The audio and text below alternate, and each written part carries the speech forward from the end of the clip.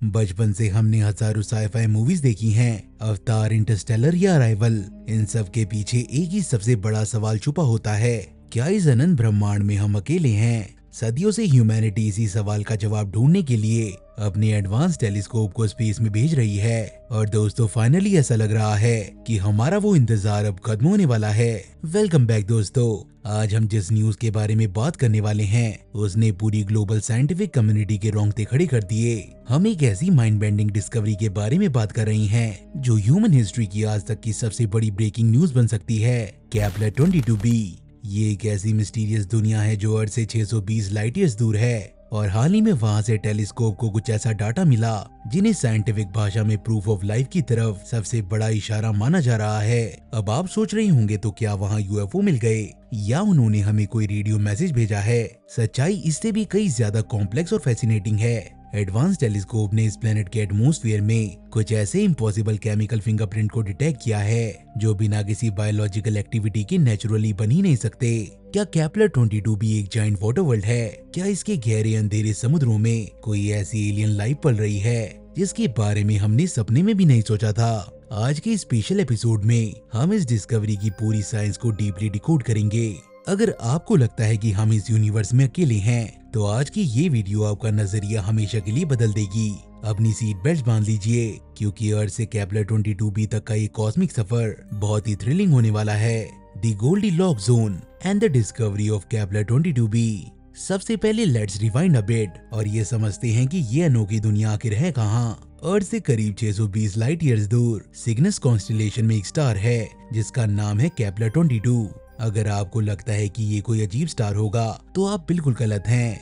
ये स्टार हमारे सन जैसा ही एक जी टाइप स्टार है, थोड़ा सा छोटा और टेम्परेचर में थोड़ा सा ठंडा, लेकिन इसका बिहेवियर बिल्कुल हमारे सूरज जैसा है। साल 2011 में नासा के केपलर स्पेस टेलीस्कोप ने एक अजीब सी चीज नोटिस की। उन्होंने देखा कि स्टार की लाइट पीरियोडिकली थोड़ी सी कम हो रही थी। एस्ट्रोनॉमी में इस टेक्निक को ट्रांजिट मेथड कहते हैं। जब कोई प्लेनेट अपने स्टार के सामने से निकलता है, तो स्टार की लाइट थोड़ी कम हो जाती है, और इसी लाइट डिप को मेजर करके साइंटिस्ट ने कंफर्म किया कि वहाँ एक प्लेनेट है, दैट इज केपलर 22b। लेकिन सबसे हैरत अंगेज बात थी इस प्लेनेट की लोकेशन। केपलर 22b अपने स्टार से उतना ही दूर था, जिसे हम साइंस की भाषा में गोल्डीलॉक जोन या हैबिटेबल जोन कहते हैं। गोल्डीलॉक जोन का मतलब होता है एक ऐसा एरिया जहाँ ना तो बहुत ज्यादा ठंड हो कि पानी बर्फ बन जाए, और ना ही इतनी गर्मी हो कि पानी भाप बनकर उठ जाए। यहाँ का टेम्परेचर इतना परफेक्ट होता है कि सरफेस पर लिक्विड वाटर लॉन्ग टर्म के लिए टिक सके।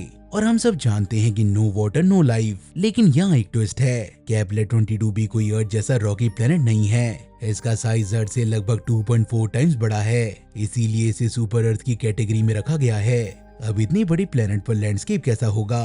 क्या वहाँ हमारी तरह घने जंगल और बड़े बड़े पहाड़ हैं? The Water World Hypothesis, The Endless Ocean।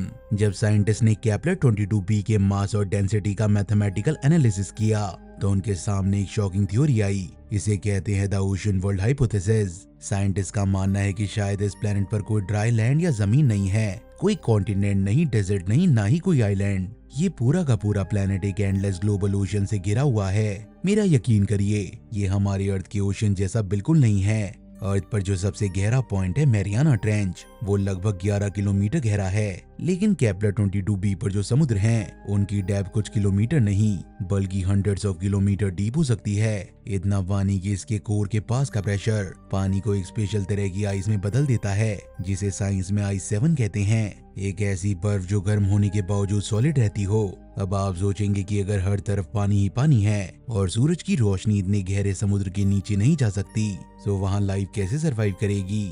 इसका जवाब छुपा है हमारी खुद की अर्थ के इतिहास में। हमारी अर्थ पर भी लाइफ की शुरुआत किसी जंगल या जमीन पर नहीं हुई थी, बल्कि ओशन के सबसे गहरे अंधेरे हिस्सों में हुई थी, जहां हाइड्रोथर्मल वेंट्स होते हैं। ये वेंट्स प्लेनेट के कोर से आने वाली गर्मी और रिच मिनरल्स को पानी में छोड़ते हैं। बिना किसी सनलाइट के वहाँ के क्रिएचर एक प्रोसेस का यूज करते हैं जिसे कहते हैं कीमोसिंथेसिस। केपलर 22b का थर्मल कोर भी इतना एक्टिव हो सकता है कि उसके जायंट ओशन के नीचे जियोथर्मल एनर्जी का एक भंडार हो, जो लाइफ को बिना सनरेज के भी बिलियन सालों तक ऑक्सीजन और न्यूट्रिशन दे सके। The smoking gun, what is the new proof? तो दोस्तों, अब चलते हैं हमारी सबसे बड़ी ब्रेकिंग न्यूज पर। ये सब तो थ्योरीज थी, लेकिन अब ऐसा क्या मिला जिसे साइंटिस्ट प्रूफ ऑफ लाइफ की तरफ एक बड़ा कदम मान रहे हैं? इसके पीछे है James Webb space telescope. GWST के पास ऐसी हाईटेक इंफ्रारेड ऑप्टिक्स है जो 620 लाइट ईयर्स दूर बैठे प्लैनेट के एटमॉस्फेयर का पोस्टमार्टम कर सकती है। जब केपलर 22b अपनी होस्ट स्टार के सामने से गुजरता तो स्टार की रोशनी प्लैनेट की एटमॉस्फेरिक लेयर से फिल्टर होकर निकलती। GWST इस फिल्टर लाइट को कैप्चर करता और उसकी वेवलेंथ को अलग अलग स्प्लिट करता। एटमॉस्फेयर में मौजूद गैसेस स्पेसिफिक लाइट वेवलेंथ को एब्सॉर्ब कर लेती हैं, जिससे स्पेक्ट्रम पर काली लाइन जैसे बारकोड बन जाते हैं। साइंटिस्ट उन बारकोड को डाटाबेस से मैच करते ताकि मीथेन, कार्बन डाइऑक्साइड और ऑर्गेनिक कंपाउंड की प्रेजेंस कंफर्म हो सके। और इसी यूनिक प्रोसेस के दौरान केपलर 22b के डाटा ने पूरी दुनिया के होश उड़ा दिए। साइंटिस्ट को उसके एटमॉस्फेयर में कार्बन डाइऑक्साइड और मीथेन के साथ एक बेहद रेयर गैस मिली जिसे कहते हैं डाइमिथाइल सल्फाइड। अब आप सोचेंगे इस DMS गैस में ऐसा खास क्या है? दोस्तों, पूरी साइंस की हिस्ट्री में हमने आज तक किसी भी नॉन लिविंग प्रोसेस से DMS गैस बनती हुई नहीं देखी।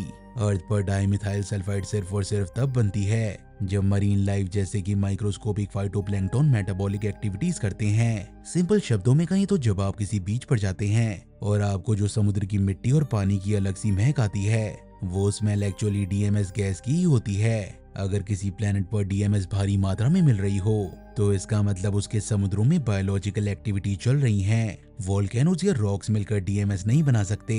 It requires biology. तो क्या इसका मतलब ये है कि हमने सच में कोई एलियन ढूंढ लिए हैं? कंप्यूटर सिमुलेशन ने हर एक नॉन बायोलॉजिकल सिनेरियो को रन करके देखा, वोल्केनिक इरप्शन से लेकर एस्टेरॉयड इम्पैक्ट तक, लेकिन कोई भी चीज इतनी हैवी क्वांटिटी में DMS प्रोड्यूस ही नहीं कर पाई।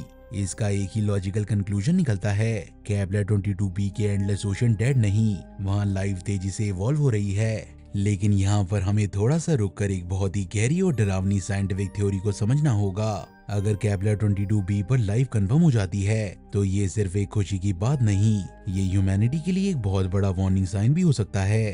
अब आप सोचेंगे कि एलियन लाइफ मिलना तो अच्छी बात है, तो फिर डर किस बात का? इसका जवाब छुपा एक मशहूर मिस्ट्री में जिसे कहते हैं Fermi paradox. Scientist Enrico Fermi ने पूछा था, if the universe is so big, where is everybody?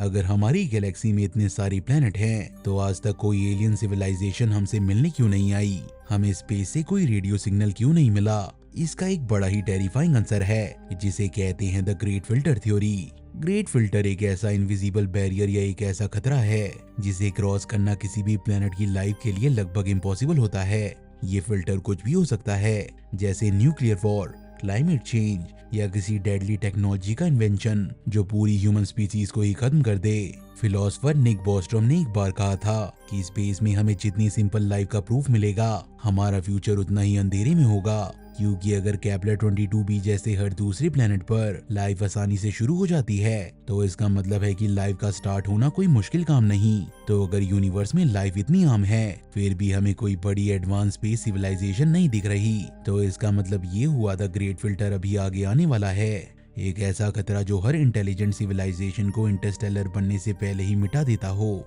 अगर केपलर 22b पर लाइफ का प्रूफ मिलता है, तो ये इस बात का सबूत होगा कि यूनिवर्स डेड नहीं, पर साथ ही ये इस बात का डर भी बढ़ा देगा कि शायद हमारी ह्यूमन सिविलाइजेशन का एंड भी बहुत करीब है और हम कभी इस सोलर सिस्टम के बाहर नहीं निकल पाएंगे। What does Kepler 22b life look like? चलिए अब थोड़ा डर से बाहर निकलते हैं और एक बहुत ही इंटरेस्टिंग सवाल पर आते हैं। अगर केपलर 22b पर सच में लाइफ है, तो वहाँ के क्रिएचर दिखते कैसे होंगे? क्या वो हमारी तरह दिखते हैं? बिल्कुल भी नहीं। वहाँ का एनवायरनमेंट हमारी अर्थ से इतना अलग है कि बायोलॉजी ने वहाँ एक बिल्कुल नया और अनोखा रास्ता चुना होगा। सबसे पहली बात, केपलर 22b एक मैसिव प्लेनेट है जिसकी वजह से उसकी ग्रेविटी अर्थ से लगभग दुगनी हो सकती है। इस हाई ग्रेविटी और ऊपर से 100 ऑफ किलोमीटर डीप ओशन का मतलब अनबिलीवेबल वाटर प्रेशर है। इस एक्सट्रीम प्रेशर में सरवाइव करने के लिए क्रिएचर्स ने कुछ अजीब एडेप्टेशन किए होंगे। No rigid skeleton, high water pressure में हार्ड बोन्स बहुत जल्दी क्रश हो जाती होंगी, इसीलिए वहाँ के एनिमल्स लाइकली बोनलेस होंगे, जैसे हमारी अर्थ के डीप सी ऑक्टोपस, स्क्विड्स और जायंट जेलीफिश होते हैं। उनका शरीर प्योर मसल और फ्लूइड फिल्ड कैविटी से बना होगा। बायोल्यूमिनेसेंट कम्युनिकेशन, क्योंकि ओशन की गहराइयों में टोटल डार्कनेस होती है, वहाँ के क्रिएचर ने खुद के अंदर से रोशनी निकालना सीख लिया होगा। उनकी बॉडीज पर कॉम्प्लेक्स ग्लोइंग पैटर्न्स होंगे जिससे शायद वो एक दूसरे से कम्युनिकेट करते हों। कोलोसल साइजेस, पानी ग्रेविटी के इफेक्ट को कम करता है। इस वजह से केपलर 22b के क्रिएचर हमारी ब्लू व्हेल से भी 5 गुना बड़े हो सकते हैं। एक पूरा का पूरा अंडर वाटर इकोसिस्टम जहाँ हमारे शिप जितने बड़े मॉन्स्टर रहते होंगे। और क्या वहाँ इंटेलिजेंट लाइफ हो सकती है? हम इंसान सोचते हैं कि इंटेलिजेंट होने के लिए हाथ पैर और आग की जरूरत होती है ताकि हम टेक्नोलॉजी बना सकें, लेकिन पानी के अंदर मेटल को मेल्ट करना या आग जलाना इम्पॉसिबल है। तो शायद वहाँ कोई स्पेसशिप बनाने वाली सिविलाइजेशन ना हो, लेकिन उनकी बायोलॉजिकल इंटेलिजेंस कमाल की हो सकती है। हो सकता है उन्होंने एक ऐसा कॉम्प्लेक्स मेंटल न्यूरल नेटवर्क बना लिया हो जिससे वो पूरे प्लेनेट के ओशन में हजारों किलोमीटर दूर बैठे अपने साथी से बात कर सकें। The deadly twist, can human survive there? जब भी मीडिया में आता है कि एक हैबिटेबल प्लेनेट मिल गया तो हम सबके दिमाग में एक ही बात आती है, चलो पैकिंग शुरू करो, अर्थ के बाद हमारा नया घर मिल गया। लेकिन यहाँ एक बहुत ही बड़ा भयानक ट्विस्ट है। केपलर 22b भले ही एलियन लाइफ के लिए जन्नत हो, पर इंसानों के लिए ये एक मौत का कुआं साबित होगा। इमेजिन करिए आप अपने स्पेस सूट में केपलर 22b पर उतरने की कोशिश करते हैं। जैसे ही आपका शिप उसके एटमॉस्फेयर में एंटर करेगा, आपको सबसे पहले झटका लगेगा वहाँ के एटमॉस्फेरिक प्रेशर का। वहाँ की हवा इतनी घनी और भारी है कि उसका प्रेशर अर्थ से 10 से 20 गुना ज्यादा हो सकता है। ये प्रेशर बिल्कुल वैसा ही होगा जैसे बिना किसी सबमरीन के अर्थ के समुद्र में आधे किलोमीटर नीचे कूद जाना। आपका एडवांस स्पेस सूट भी उस प्रेशर को झेल नहीं पाएगा और आपके लंग्स इंस्टेंटली क्रश हो जाएंगे। अगर आपने प्रेशर को झेल भी लिया तो अगला दुश्मन जो कि ग्रेविटी है वो आपका वेट कर रहा है। वहाँ आपका वेट डबल हो जाएगा। आपका जो दिल है वो इतनी तेजी से ब्लड को पंप भी नहीं कर पाएगा और आपके दिमाग तक ऑक्सीजन पहुंचना बंद हो जाएगी। आप कुछ ही सेकंड में ब्लैकआउट हो जाएंगे। और सबसे खतरनाक बात, क्योंकि इस प्लेनेट पर कोई लैंडमास नहीं है जो हवा के रास्ते को रोक सके, इसीलिए साल के 365 दिन वहाँ प्लेनेट वाइड मेगा हरिकेन चलते हैं। वहाँ की विंड स्पीड हमारी अर्थ के सबसे खतरनाक तूफान से भी 3 गुना से भी ज्यादा तेज होती है, जो 100 फीट ऊंची पानी की दीवारी खड़ी कर देती हैं। हम इंसान वहाँ 5 मिनट भी सरवाइव नहीं कर पाएंगे। What's next? The journey of 11 million years। तो अब हमारा नेक्स्ट स्टेप क्या होगा? अगर हम वहाँ जा नहीं सकते और उन्हें सिग्नल भेजना भी खतरनाक है, तो इस डिस्कवरी का फायदा क्या? फायदा ये है दोस्तों कि अब हम इस कॉस्मिक अकेलेपन से आजाद हो चुके हैं। ये रियलाइजेशन ही अपने आप में एक हिस्टोरिकल पैराडाइम शिफ्ट है। केपलर 22b हमसे 620 लाइट ईयर्स दूर है। अगर हम वॉयेजर 1, जो हमारा सबसे फास्ट स्पेसक्राफ्ट है, उसकी स्पीड से भी वहाँ जाने की कोशिश करें, तो पता है कितना टाइम लगेगा? लगभग 11 मिलियन ईयर्स, यानी 1.1 करोड़ साल। करंट टेक्नोलॉजी के हिसाब से यहाँ तक पहुँचना सिर्फ एक सपना है, लेकिन इस डिस्कवरी के बाद साइंटिस्ट नए प्रोपल्शन सिस्टम पर काम कर रहे हैं। साइंटिस्ट काम कर रहे हैं एंटी मैटर रॉकेट्स पर, जो ऑर्डिनरी फ्यूल से लाखों गुना ज्यादा एनर्जी क्रिएट कर सकता है। साथ ही साथ साइंटिस्ट काम कर रहे हैं लाइट सेल्स पर। ये छोटे छोटे माइक्रो प्रोब्स जिन्हें लेजर के थ्रू लाइट की 20% स्पीड पर भेजा जा सके, जिससे वो कुछ ही सदियों में वहाँ पहुँच सके। जब तक हम ऐसी टेक्नोलॉजी नहीं बना लेते, तब तक हमारा सबसे बड़ा वेपन हमारी क्यूरियोसिटी और हमारे टेलीस्कोप हैं। जेम्स वेब स्पेस टेलीस्कोप आने वाले सालों में केपलर 22b के और ज्यादा स्कैन्स लेगा। शायद हमें वहाँ की लाइफ का कोई और सॉलिड प्रूफ मिल जाए, जैसे उनके एटमॉस्फेयर में होने वाली सीजनल वेरिएशन जो उनके ब्रीथिंग साइकिल को दिखाते हैं।